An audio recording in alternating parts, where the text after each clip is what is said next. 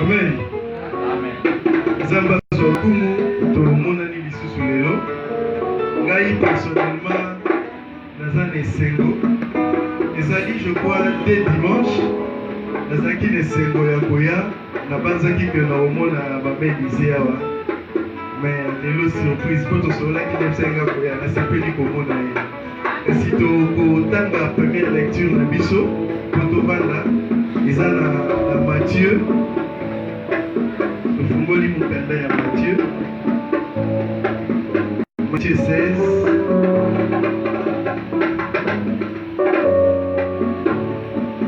Matthieu 16, Tobandi na 13. Tikino na 17. La Tangiboui. Et avant Tobanda yango, naza kopesa pe balamoko maman ya moto ya moto titre ya message na biso ezali laissez-vous guider par le Saint-Esprit. Bomitika bomemama na molimo santo lelo tokolobela ngo. Et totangi Jésus étant arrivé dans le territoire de Césarée de Philippe demanda à ses disciples, qui dit-on que je suis? Moi, les fils de l'homme. Ils répondirent, les uns disent que tu es Jean-Baptiste, les autres Élie, les autres Jérémie ou l'un des prophètes. Et vous, leur dit-il, qui dites-vous que je suis? Simon-Pierre répondit, tu es le Christ, le Fils du Dieu vivant. Jésus, place Yamotouya Moyo. Jésus, reprenant la parole, lui dit, tu es heureux, Simon, fils de Jonas, car ce ne sont pas la chair et le sang qui t'ont révélé cela, mais c'est mon Père qui est dans les cieux. Le bananzambe liloba oya lelo ezala lisungi liloba oya lelo epesa bomoi liloba oya lelo ezala vie kati na biso pe globa na nzambe motei ya lelo yete kasi nzambe aloba nzambe tobondeli na kombo na Yesu. Seigneur Jésus, bénis ta parole aujourd'hui, car ta parole c'est la vie, car ta parole c'est la réussite, ta parole c'est le bonheur. Éternel Dieu, aujourd'hui que nous entendons de toi, mais que nous n'entendons pas de l'homme. Éternel Dieu, ajoute la bénédiction à cette lecture et à la parole d'aujourd'hui, par le nom puissant de Jésus-Christ. Amen.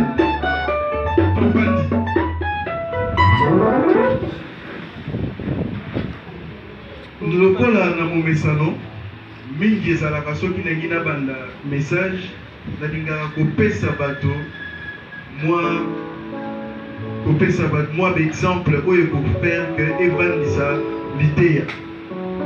Et l'exemple lelo nakanisi lisolo moko lisolo ngo mutu abetelaki biso ko papa na biso ezalaki na mutu moko azalaki badimitaire kaka ya ntango ya Mobutu akendeki kotala mutu mosusu nayesi boyebi ye mungulu diaka baoyo bato mingi ya kala bayebi ya mungulu bando abenge ya mungulu azalaki mwa komiki kosekisa bato akendaki epai ya mungulu diaka ntango akoti ndako ne ezalaki na rigini bakabonango mpe bateka ndako ezalaki monene kasi lokola bapolitisien nyonso ayebi ke bazalaka na danger surtout na ntango ya Mobutu mpona koevite wana atia mwa bapiège na ndako na ye. Bapiège yango ezalaki ye moko ayebi yo komona kaka nsima eza boye okomona dale mais soki otamboli wana pa odindi yo koyeba te po ye moko ndako na ye.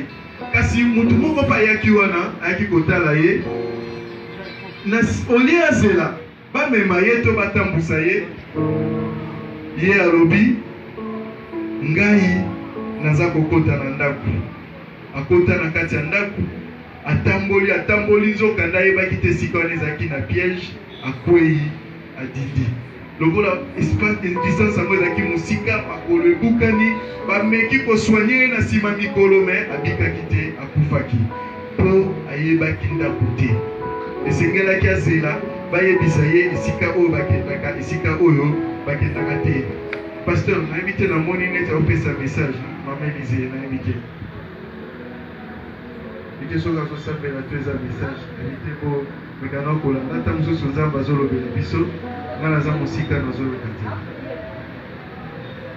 Ok, e moto wana ntango akoyaki atindaki akufi na kokufa. Problème na ye azangaki guide, azangaki moto akotalisa ye nzela. Pe na bamboka na biso na bamboka neti na Équateur to na Kisangani ba place mosusu na bandundu na likolo nango ezali na zamba na biso forêt équatoriale eza monene. Kasi na zamba soki okoti eza na bisika mosusu ata tozali 12 heures me molili lokola butu tellement ezali forêt dense kangami ozokoka komona ata moi te. Epona okota kuna otambola pe obima ezalaka na bato oyo bazwaka bango lokola bagide moto akolakisa yo nzela po ye ayebi po ndenge ezalaka so okoti na zamba banzete nyonso na elongi moko. Eza te okozoke na nzela olobi awa Chilombo okanga Chilombo ezala na ndenge nango boye te banzete nyonso ndenge moko. Soko okei okoti baluki boye nzela na kozonga ndenge nini. Mais eza na bato bamesana na zamba ayebi ete moi ebimaka na ngambo boye moi ekitaka na ngambo boye. Soki atali nzete ayebi ke nord eza wapi est eza wapi na kotala nzete na kotala mabele mpe aza koyeba esika oyo nauti esika oyo naza kokende. Mais kasi soki okei yo moko okobunga na zamba soki obungi na zamba pasi yango nde toza koloba il faut guide. Guide ezali moto oyo aza kotambusa yo na bisika oyo ye ayebi. Yango nde natie titre ya message na biso laissez-vous guider par le Saint-Esprit. Totika tomemama na molimo na Nzambe. Pe ngai moko na banzi naza kopesa exemple moko nazali kosala na agence moko à douane. Na agence wana à douane esalaki ke musala ndenge ezali bato bazalaka na lobokota mingi te balongolaki nga na ndenge ya malamu te. Ngai mpe nalobi lokola naza juriste en tout cas affaire oyo nga mo naza na bapreuve nyonso naomema makambo na justice nayebi ke awa na kolia mbongo ya grave. Mais wana ezalaki makanisi na nga ezalaki sikoyo na guide. Guide ezali molimo na Nzambe alobi kosala ngo te. Natali likolo natali na se nalobi mais pourquoi ngai oyo kutu na kozwa mbongo ebele babengaka ngo licenciement abusif. Nalobi non. Mais lokola molimo na Nzambe alobaki na tiki molimo na Nzambe amemaki nga bien mpe na kotala na vie boye namona baninga mosusu oyo bakenda na procédure wana misusu esala mpe 10 ans mbongo ngo balandaka bazwaka te ekomi lisusu futa avocat futa boye na justice futa boye na mbongo oyo moki ozalaki nango esili kutu na susu kosila kofunda oyo bande kozela mbongo ta mosusu ozwi te epe ntango mosusu okoya kozwa mbongo yango efuti lisusu ka baniongo oyo yobimisaki odefaki mpo na bafrai ya justice. Mais molimo na Nzambe ayebisaki ngai kokende na nzela wana te. Kasi na litangi oyo totangi eza kolobela biso totika tomemama na molimo na Nzambe. Molimo na Nzambe ayebi nyonso. Po tosonga na lecture na biso tokotanga rapidement 2 versets na livre ya Jean mais tokosonga na Matthieu 16. Tokena no na buku ya Yohane to ya Jean pe azalaki apôtre ya Christ azalaki pe prophète. Jean loba makambo ya malamu tokotanga na Jean 14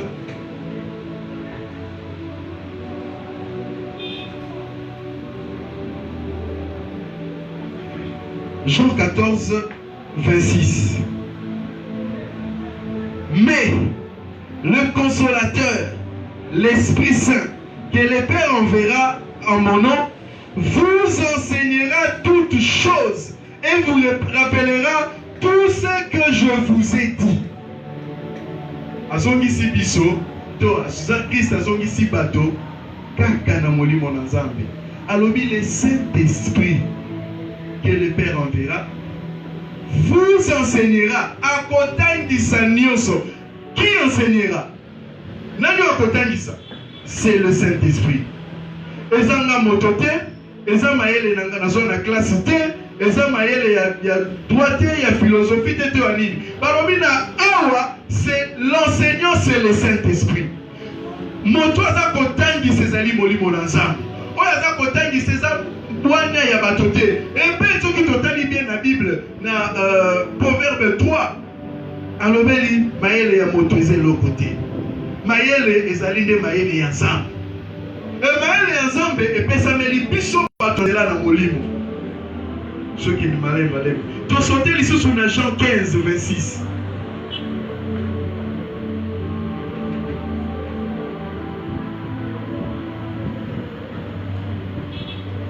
La Jean 15 à l'obit, quand sera venu le consolateur, le Saint-Esprit, que je vous enverrai de la part du Père, l'Esprit de vérité qui vient du Père, il rendra témoignage de moi. L'Esprit de vérité rendra témoignage de moi, moi en Christ. Et tout pour sanité, dans Jean chapitre 1er, Balobi, Christ est la parole.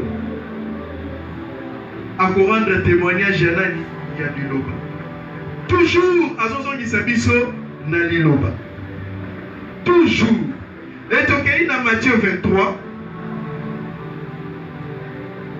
Totanga, moi, Digi Asima, Tolobelango.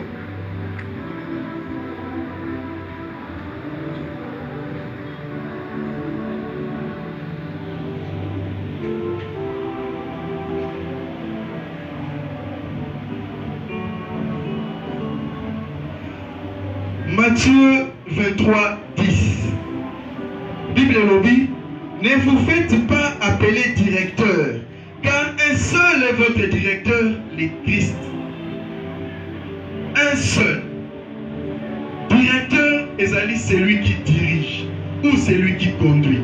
Et ça, cause qui s'abisso, na guider, na conduire, na motoza komema.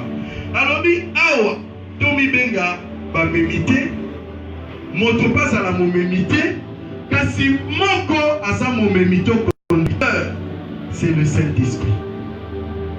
Et ça, molimo na Nzambe. Moto oyo ayebi, moto oyo atanga Bible mobimba, moto oyo aza ko expliquer ba oracle, aloba te ngai, mais yeba memaki ye na molimo na Nzambe. Pe molimo na Nzambe, il faut ami pesa po molimo na Nzambe continuer ko mema ye.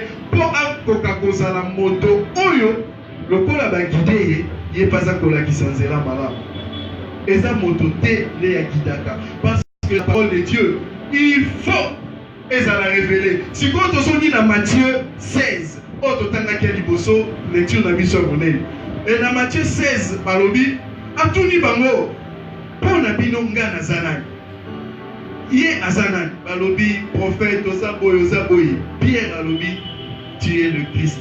Le Christ les a dit le roi.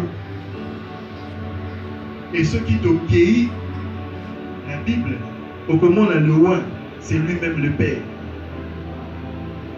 Il y a un monde de Christ. Parce que tant qu'il est le Messie, c'est-à-dire il a dit Père, quoi est sauvé.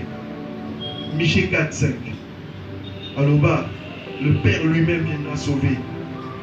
Donc Christ a sauvé Bisso. C'est lui-même le Père à l'attenzoto yamoto.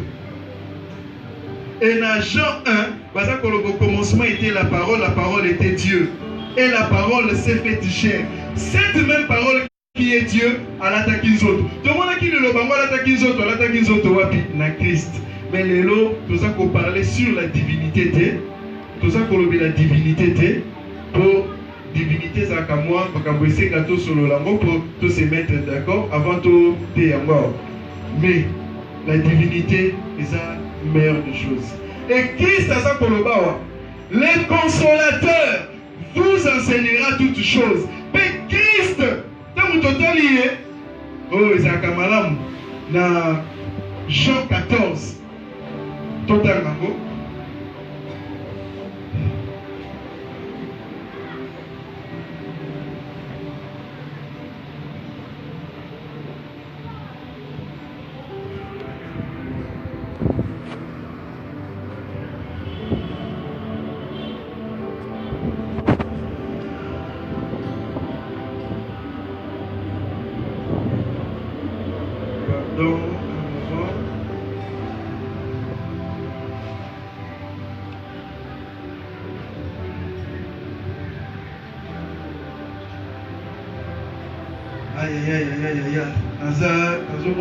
Mais pasteur, vous vivez déjà, Jean 17, hein? Jean 14 ou Jean 17, c'est la totale. On a nous.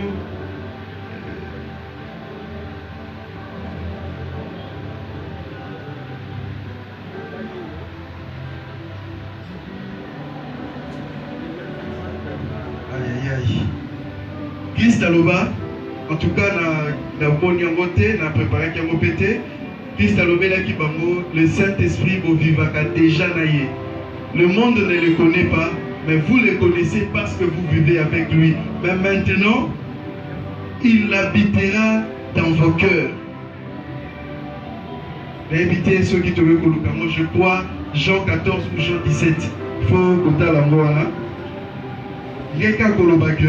Christ a dit sabango, les disciples qui va vivre déjà dans molimo nzambe. Bazalaka déjà dans molimo nzambe. Kasi molimo nzambe maintenant, bango lokola bayebi akokota kaka na motema na bango. Pe alobaki bango, j'habiterai en vous. J'habiterai avec vous et même en vous. Et tout le monde a Christ où Jésus vit en nous par son esprit. Nanzela na molimo na ye zabaza ko bika katina biso.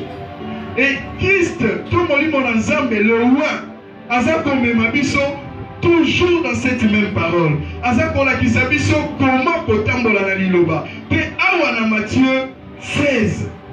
Alobi ce n'est pas yo. Bato bakoka kolobate na miso na bato koleba ke Christ ndazalaki wana. Il fallait que zala na oyo aleki na oyo ayebi nyonso yende alobela yo esika oyo ezali boy. Et biso mingi na mayele na biso tosalaka boy. Tozwaka cette parole olobi esika oyo namoni ekokani na awa. Tope esika oyo baza kolobela banzete. C'est que quand le la Christ a levé l'imotosité, si qu'on peut gagner la changosité, tout ça la camindi et l'eau pour Yakoko qui s'accama maloba. Mais quand si tout ça qu'on bosse en Christ, il faut une révélation. Il faut pas y bisayo, n'est-ce pas qui ah où est boy, mais il faut réellement. Et la qui signe. La réalité et la vérité de Dieu. Car si la vérité est ensemble, seul on a conduit ça dans la vérité, c'est l'Esprit de Dieu. Et l'Esprit de Dieu va le dire à côté de sa bicho, nous sommes les alliés ensemble.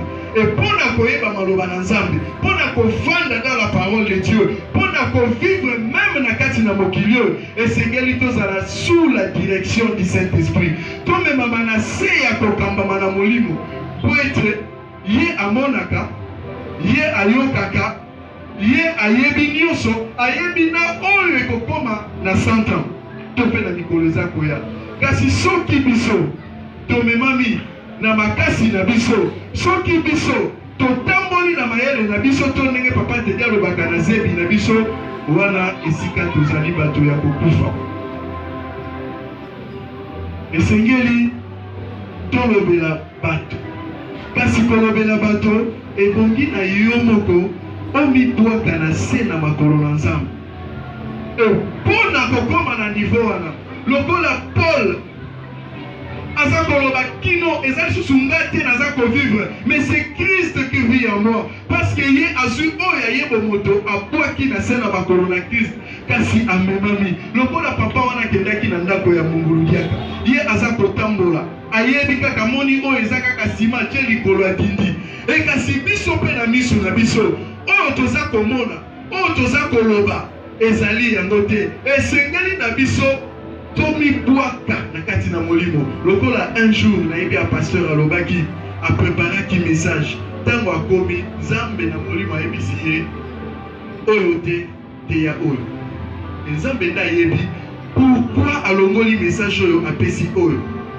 C'est parce qu'une personne s'est laissée conduire par le Saint-Esprit. Et Sengeli Kotika et Pona Kokoma Motokomitika na Molimo Nzambe. Et Sengeli na biso na yambo ya nyoso.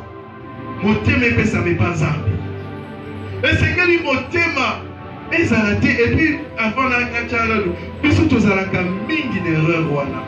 erreur tozalaka nango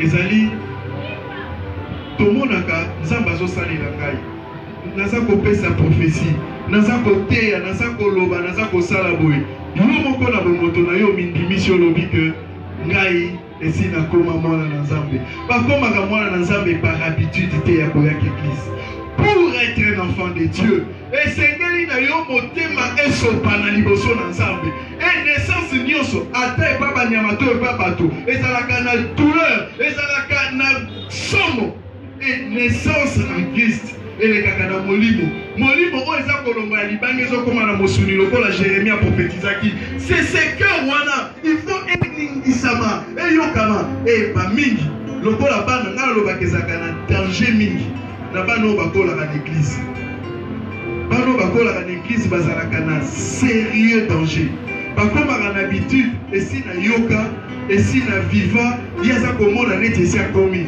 mwana wana mpo komona atiki masumu atiki koyiba atiki kofinga kasi etape ya liboso mpona kozwa molimo ya komi na mona te etape ya liboso ezalaka la repentance du cœur moto motema nepesami nano na nzambe te cette personne wana n'aura pas l'esprit de Dieu parce que l'esprit de Dieu habitaka epai ya moto oyo akatami ngenga mpona kokatama ngenga esengeli motema epesami epai na nzambe seule foi c'est d'entendre la parole de Dieu et na liloba na nzambe kotika ba moto na yo kondima iyo lelo ngai natiki pe na tamboli na nzambe tango kokoma mwana na nzambe esengeli na yo omiposa na sikoyo esengeli na yo moto na yo otika lokola moto baza komeme na zamba bayebisi ye te omoni esika oyo esengeli tomata ngomba mpo tobima na mboka yalobi te ngomba nga nalembi na kokoka te ngai mpo esengeli toke na nzela oyo ya ccc boye mutu wana akotunga parceke lekida yebi kida lobi ata na difficulté mais nzela ya kokoma nde yango nzela ya komarche yango et le meilleur guide c'est l'esprit de Dieu agidaka biso kaka na liloba na nzambe te il nous enseigne toutes choses même na kati ya bomoi na yo pour que yo o réussir pour que yo o vivre bien ensemble esengeli liloba na nzambe esengeli molimo na nzambe et l'esprit de Dieu c'est lui-même Dieu qui habite en nous mpe azali koevre kati na biso soki oza na molimo na nzambe te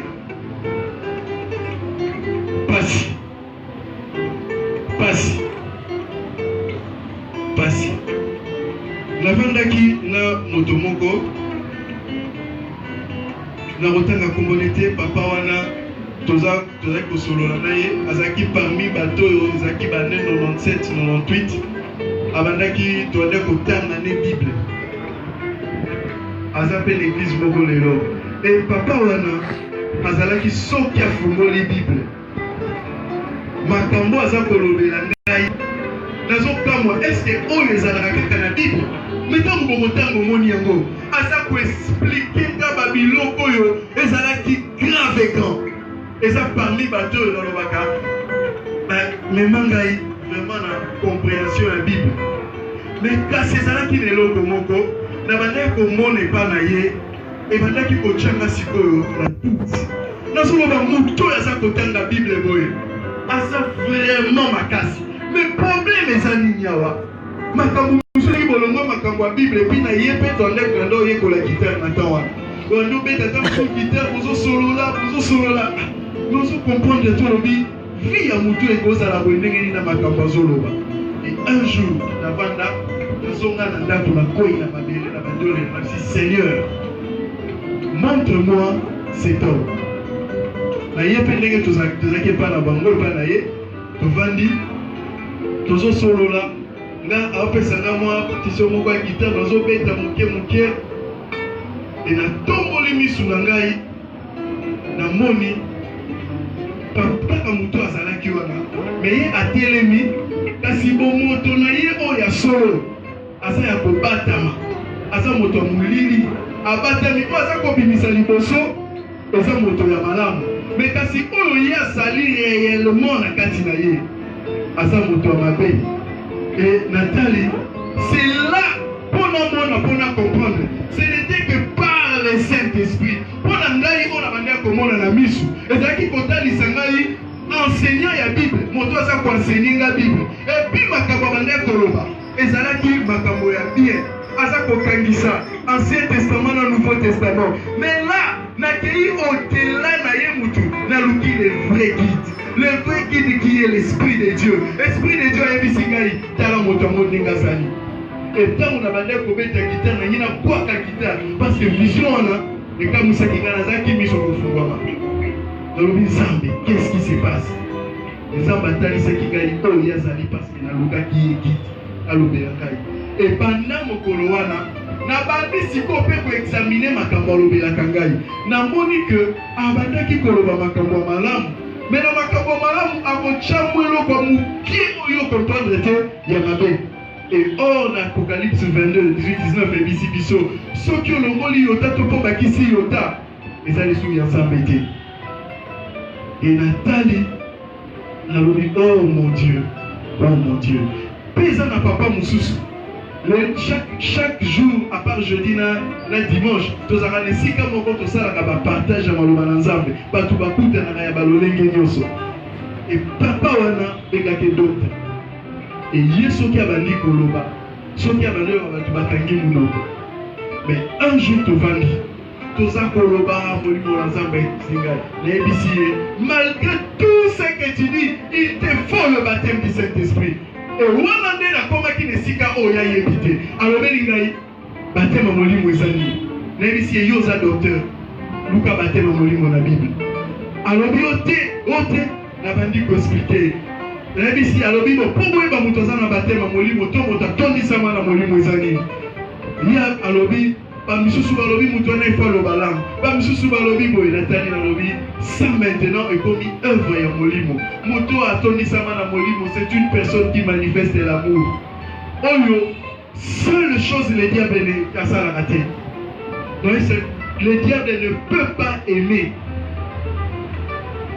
bana na satana balobaka langue bamonaka ba vision mingi pe bakoma ba pasteur basalaka ba prophétie mais kasi ne peuvent pas aimer jusqu'à t'amener au ciel a aimer yo atali soli lo bananzambe pour amema ona lola bakosala ngote et nazotala pe na papa wana eloko memaki nga nazomona ke moto à part malobane ya nzambe oyo yaza koloba za kotalisa rien à voir na bolingo. Cette personne n'a pas l'esprit de Dieu. Et maloba o azakotanga ngolobola muto atangi kelasi. Mais kasimoli mon nzamba zake pas été. Et puis sous autre chose que l'esprit de Dieu ne peut laisser, pardon, molimo mabe to santana ko salate, c'est de nous conduire dans la parole de Dieu. Et ceux qui appellent sur liloba nzambe malamu esika na yango yo dimeli se kokobika. Ye po abungisa yo ifa memoli liloba nzambe eza kotenga mabo mukie. L'évangéliste Richard, bon côté. Et c'est ça la chose. Nakati na bolingo, tu manifestes le fruit de l'esprit. Motoza na bolingo, tu as manifesté l'esprit de l'esprit. Et Seigneur Inaye, azonga, pe akangama aluka molimo nazam. Parce que l'esprit de Dieu, yende mutu akomema biso, yende akotangisa biso, akolobela biso, c'est quoi réellement la parole de Dieu? Et l'okoni des alim penza koloba, loko là-bas na Israël. Lorsque le Christ s'est présenté par Inabango, bango batali, balobi oh mwana Joseph, mwana abotami awa, kasi mwana oyo, tout le monde yende kakolia wazako sakana zako saladi. Mais Israël qui na mutu mususu aza pécheur, bato mayele, balobi oh mwana na Joseph. Mais Moutou Azalaki pécheur à Tangate. Pierre, même Bible et livre ya comment. Il y a le bas Moutou soit comme là. Pour y avoir qui attaque au commenté. Cassillé par l'Esprit de Dieu à reconnaître que ça, c'est le Christ. Et à ceux qui vont mourir.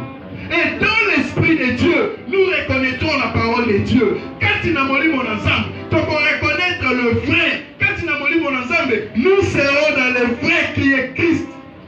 Et ceux qui ont on bâtit ça million na molimo to su molimo te on peut reconnaître le vrai te et le mal est comme maillot ba mingi bazalaka na mal azo sala même le péché sans le connaître na ça na moninga na ngambo kwa za pasteur likambo na oloba je crois papa Gérard boye bango tokotanga kokote mutu ake koluka ye po apesa ye conseil ye koluka ye po na likambo et mutu wana au lieu d'aller vers l'esprit de Dieu il a accueilli vers la connaissance du monde accueilli kotana lobi te omoni likambo yo ndenge ezali boye lokola ezalaki ate eza malamu te tikango. Mais or cette chose wana ezalaki poussée par l'esprit de Dieu comme ma biso na makambo on a mis sur la bateau tokanisi eza mabe kasi ye moko ayebi le pourquoi amemi yo dans ça enga na bandi na lobi moto yo nayebisaki ba papa Géry ero mosusu ezalaka na osala l'évangélisation surtout na kala na tinda même bato l'église na ye nalobi kende kosambela kuna et nalobi epai ya papa oyo ata ndenge nini nakoki kotinda lisusu te parce que akomema bato na kati ya connaissance na kati ya respect humain na kati ya sérieux oyo tolobaka sérieux ya bomoto. Or la parole de Dieu ezali bible ya respect te ya sérieux te ezali bible ya liloba na nzambe na kati na bible toyokaka seulement la parole de Dieu oyo biso tokomona ezali tabu to mabe il faudrait kozonga na le panzambe loba na nzambe oyo ezali yo to ezali yo te totika nano oyo tolobaka kisérieux et balobi on ne peut pas être saint à l'extrême wana pe eza mabe. La sainteté c'est la parole de Dieu et connaître Dieu et mpona koyeba nzambe mpona kokonaître nzambe kotambola na maloba na ye esengeli na biso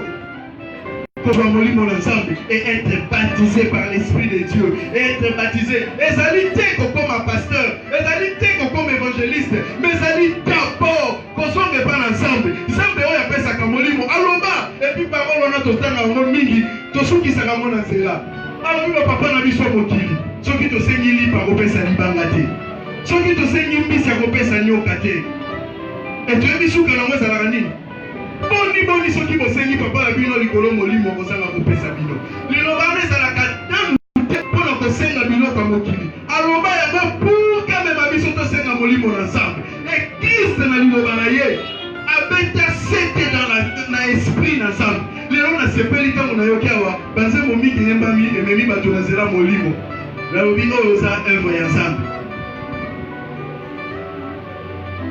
eza œuvre ya nzambe. Et c'est pour cela, les gens ne connaissent pas biso. Mutu esengeli na ye abosa na nyonso atika nyonso. D'abord, alukali lo bananzam.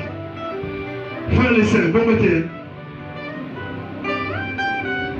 D'abord les frères les sœurs et d'abord, l'ilo bananzam. Et d'abord, l'ilo bananzam pour les connaître, c'est dans l'esprit de Dieu. L'ilo bananzam est pesa makakate pour la bataille. Non. Mais ça n'a pas moko. Mais yo pose la responsable au même côté. Non. Même l'exhortation, tout le monde peut le faire. Il faut d'abord qu'on soit molimo ensemble. Il ne faut pas aller vers la théologie. Il ne faut pas qu'on aille d'abord vers la pensée humaine. Parce que, le juif va ensemble. Non pas parce que bazaki na posa ba bomaye parce que ba ndeko tanga liloba na nzambe parce que mon Dieu grand Elohim parce que bengi Elohim ba bengi na pluriel parce que bongo ba ya ko bengi na singulier ela parce que bengi Elohim ezali ba nzambe mais ba lobi lokola sa monene moi to bengi na singulier te to bengi nzambe te ko to bengi ba nzambe parce que bamona kaza monene sikuwa batala mwana na moto mwana moko boye azala kakao komoni ndenge azosakana buso papa sali na baninga ne bazosakana neti biso na kala tobeta babil kuna na ebite na tango na bango et c'est lui aya telemeli bino atangi ezali santiana le Saint-Esprit est sur moi balobi non moto akoza nzambe te parce que pour la juif Christ c'est Dieu biso nde tolobaka Christ c'est le fils de Dieu. Et Christ y est moko lobaki azali mwana na moto yaka mibenga mwana na nzambe te soko tali na Bible Christ s'appelait toujours fils de l'homme est la kisi le fils de prophète ya monde azaki na lignée ya David parce que yé soka lobi mwana na moto azangi azangi esika kolala aza koloba mwana na prophète parce que Moïse a prophétisaki prophète moko akoya aleki ngai. Qui c'était un prophète? Et moi la voici wana c'est samaritaine.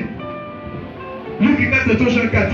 Il y a à reconnaître qu'un prophète aillé. Et tant wana le prophète wana c'est le Dieu lui-même. Et lui a dit, moi j'habiterai en vous par mon esprit. Avivakanapissot par l'esprit de Dieu. Ce n'est pas seulement Kobongwana. Moto abongwana sali malam. On les étapes à liboso. Et c'est qu'il peut qu'on soit baptême à maille. Et c'est qu'il surtout qu'on soit baptême à mon livre rempli du Saint-Esprit.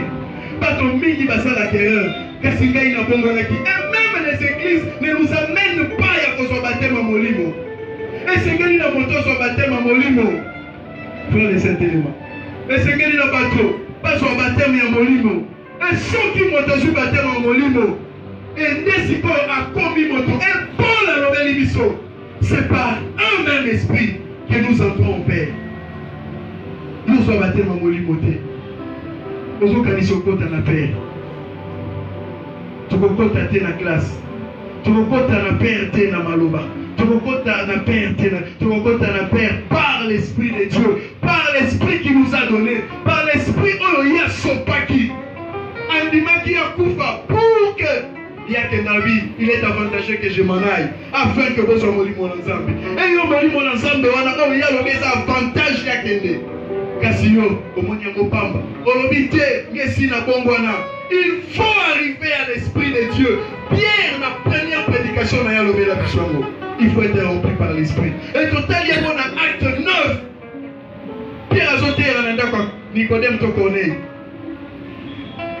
Même les païens, Bayambaki Molimo, Batouni, ma disciple Jean-Baptiste, Bango Babongwana qui déjà, avez-vous par Napole reçu le Saint-Esprit? Bango Balobi, Toyoka Takoyoka Yete. Baptême, avez-vous été déjà baptisé du Saint-Esprit? Bayoka Takoyoka Te. Kasi Bazalaki Bato, Bazo Tambola Nazam, Bato Bazo Sala Miracle, Bato Bazo Bengana Pe Milimo la Babé. Kasi Paul a bondé la Kipona Bango. Ce n'est pas pour prophétiser, ce n'est pas pour Bengana Molimo. Et ça dit d'abord, il faut Oya, Ofukama, Nayo, on jusqu'à ce que Molimo Nazamba soit pour être guidé. Pour n'avoir soit guide, pour attendre Sayo. Ceux qui nous ont mis Tamboli Sayo Moko. Mingi to mitambu sakabiso moko. Et n'a pas suivi l'exemple à pasteur voilà. Mututambo eko lukaye. Toli kambo. Yo balobisa. Et c'est que qui na yo okota na molimo. Maintenant interroger les guides. On a mis kambo oyo. Et ça ya yoto ya yote. Makobo bisu soupé la biso le volet ya malamu. Tout ça que moi na moto lobi ah oh pesa nzamba pamboli. Mais ça ya moté. La bête solo moko ya mutupe. Ma pesi mbongo. Et parce que moi j'ai opportunité à malam. Ensuite à bandi kusala bandi ko soit bongo. Zokande wana ezaki piège à diable. Alobi muto lokola zambia ka okanga manazambe na pese bosu. Tanga zui bozui. Tanga izo za lisusu te na kende France na kende bo. Tanga église za lisusu te. Malembe moto azalaki na ngoza ko bomana. Moto za ko bomana ti moto esili.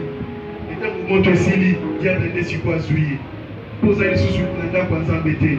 Nzamba protégera ba obaza na kati ya ndako na ye. Abima kilibanda. Kasi na moto wana esengela ki même na bien auto za kozwa. Mariage za koela biso, musala za koela biso, opportunité za koela biso. Esengeli ko songa vers l'équipe. Quand on a qui oyo ya yoto ya yote. Yenda loba kende. Toko kende te. Et quand on a ezaki na mwasi moko na linga kutupe na bala ye na soki na bosanité mutu ali poso pesa kinga prophétie wana eza mamelize oyaza na mosu na mutu te mamelize aya pesa na prophétie na boka comprendre te alobi ya liboso te ya mibale zamba lobi o ya liboso aza yete ya mibale tiko na so vanda natali et prophète amon pa ki susu ko lobela mo Moi, moi, si on a ce qu'on t'a lié, Aza bien, moi, si ma lame, moi, si kitoko, papa, je n'ai pas bien dans votre communauté. Et bien, kasi, Azalaki, na makanisa, Zambete, Pé, Azalaki, Zambete.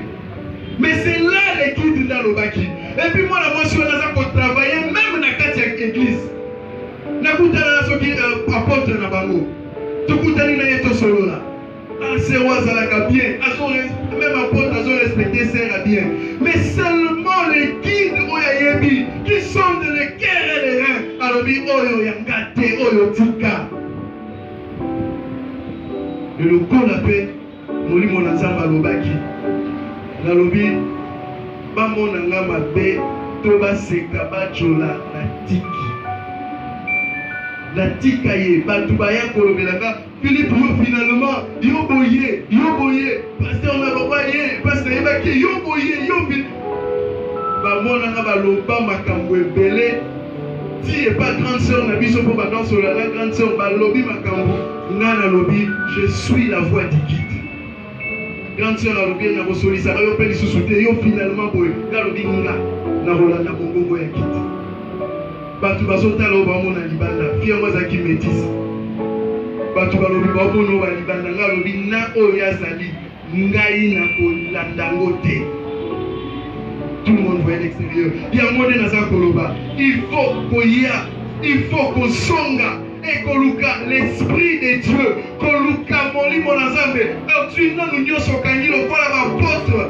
Basalaki batiki nyoso, ba abandonner nyoso. Balandi moli monazambe. Balobi, Tovanda, la chambre haute, si tant que tu poses au molimo na ça. Les gars, il y a ceux qui te tournent, Batu Mingiao, et ce soir, baptême à molimo na ça. Mingi va retourner les années. Nous sommes retournés dans Dengeni, nous sommes baptême à molimo. Nous sommes le rôle à la Jean-Baptiste et Baroloba, naïe bien moté. Nous sommes ah, mais quand la prophétise, quand la lobacalang, il y a déjà la bengana babademo. Moteur pour répondre à Bomboyer bien monanoté. Il faut bien que le Congo. Et ça rappelle la solité. Atayo Zanan. Il faut que le Kabatem Yamolimo. Enfant de Dieu, oui. Mais il faut être rempli du Saint-Esprit. Nathalie Sibino va apôtre Jean-Baptiste. Bazala qui déjà. Bekassi. Bango. Bazaka Boté. Moto azoka batema molimo etika mémorable la vie na ye. Soki totuni ba mingi awe so so batema mai ba ko répondre pe esi na zwa yango. Mususu oloba na zwa te na précision za kopesa. Mususu otuni ozo batema mai mukoloni apesi ona date na heure e mukolo mobutu tokendaki na mai mbule ndaki obeta ezalaki risque.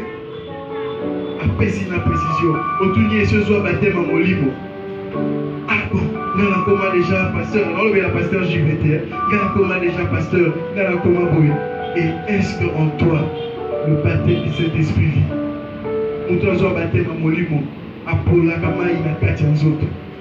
Apola Kama il a 4 ans.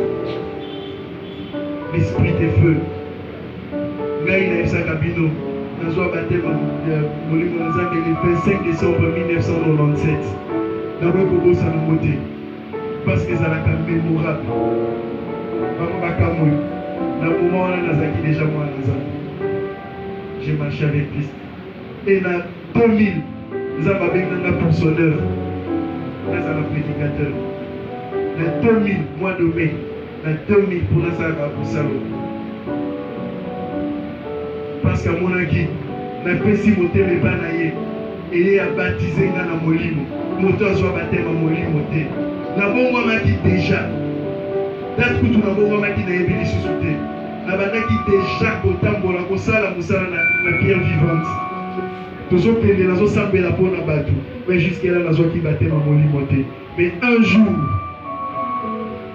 pasteur Grâce Soumela na éviter ceux qui na piva va continuer à gana makambo wana asenga tufukama tozaki ebele Nzambe a baptisé na molimo. Na bateau tozalaki molimo sopana epanaka. Ba mingi bazonga ndenge bayaki. Parce que le baptême du Saint-Esprit, ce n'est pas un homme qui le donne. C'est l'Esprit de Dieu atalaka motemo so efesa mi ya solo. Esengeli kozwa yango. tomikosa te. Même soki oteyaka kitoko awa, soki ozwa nanu batema molimo te, eza pamba. Il faut le chercher parce que c'est lui le vrai guide. Na suka message ondenge na lobi ko ezaki yango te na ngena loba. Nazaki na posa na vanda kaka na makambo ya guide. Amema biso. Mais c'est l'esprit de Dieu qui n'a même pas combattu. Or, on a préparé un message moko sur le baptême du Saint-Esprit. Il y a mon été dans la Guinée pour ça. Message dans la soirée même dans Romain. Romain, on a sauté un mot. Barambo, il fallait dans le bas. Il y a monté. Parce que le baptême du Saint-Esprit, c'est la chose la plus grande qu'un homme a besoin.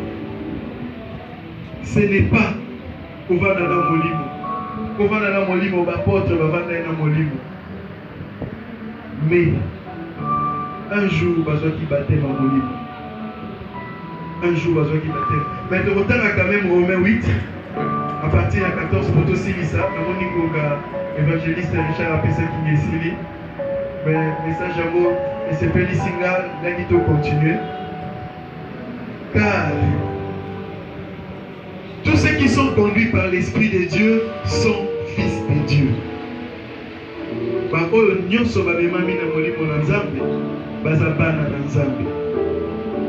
Et vous n'avez point reçu un esprit de servitude pour être encore dans la crainte, mais vous avez reçu un esprit d'adoption par lequel nous crions Abba, Père. Abba, Père. L'Esprit lui-même rend témoignage à notre esprit que nous sommes enfants de Dieu.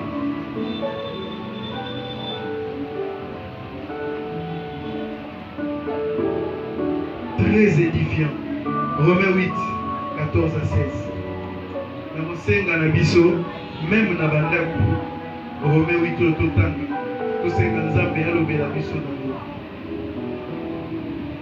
Ce n'est pas nous. Il faut que l'Esprit de Dieu c'est l'Esprit de Dieu qui témoigne. L'Esprit de Dieu qui témoigne. Et la Bible est salama. Les Paul bazotambola na de Silas. Moi na moi si mon gazo pe sa prophétie. Ba o baza basali nzambe boyo kabango. Kasi ndeko Paul tambatani alobi kwaza l'esprit ya Python. Après ça qui prophétie à solo exact. Atindi pe batu ba yoka bango po bazaki pe batu nzambe. Moi na moi si on a prophétisé qui mabe. Prophétisé qui mabe. Te ma prophétisé qui l'esprit à Python. Mais Paul a voyé baye, Paul a yeba qui est par le guide qui est le Saint-Esprit.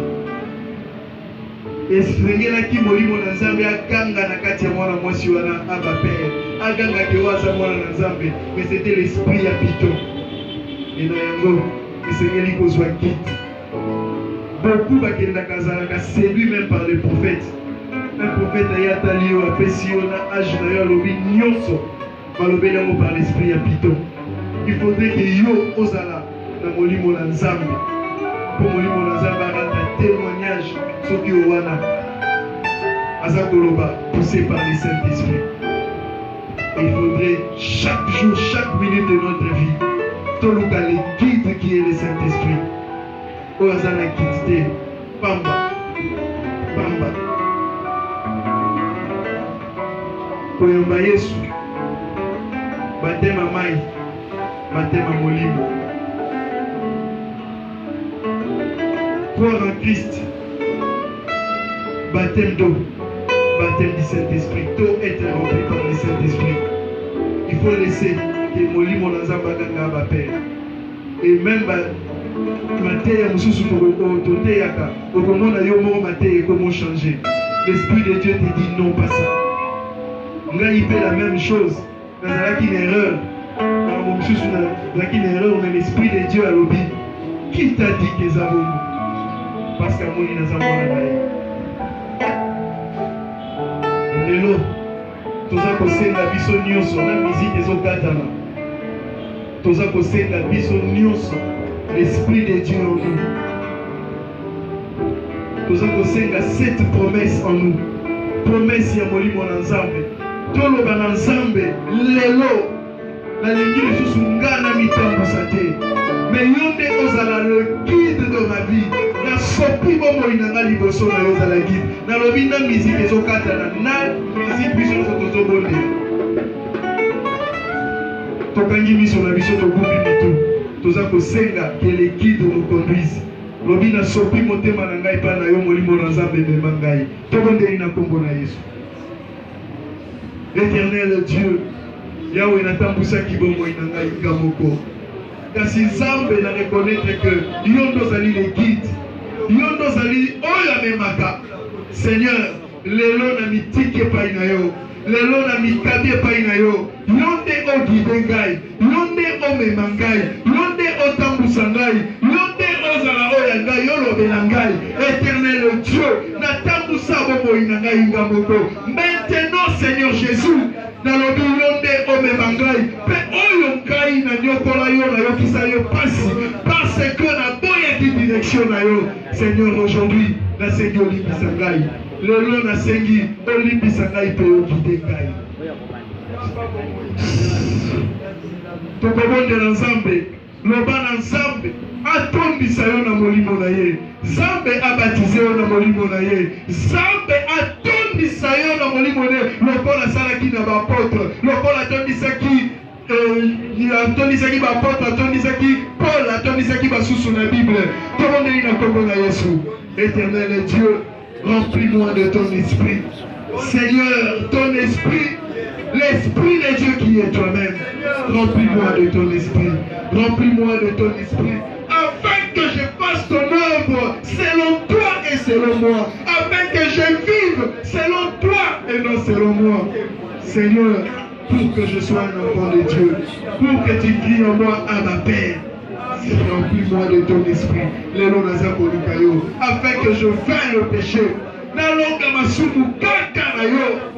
Éternel Dieu, remplis-moi de ton esprit. Remplis-moi de ton esprit. Remplis-moi de ton esprit. Remplis-moi de ton esprit. Seigneur, je t'en supplie. Seigneur, je t'en supplie. Seigneur, je t'en supplie. Seigneur, je t'en supplie. Au nom de Jésus.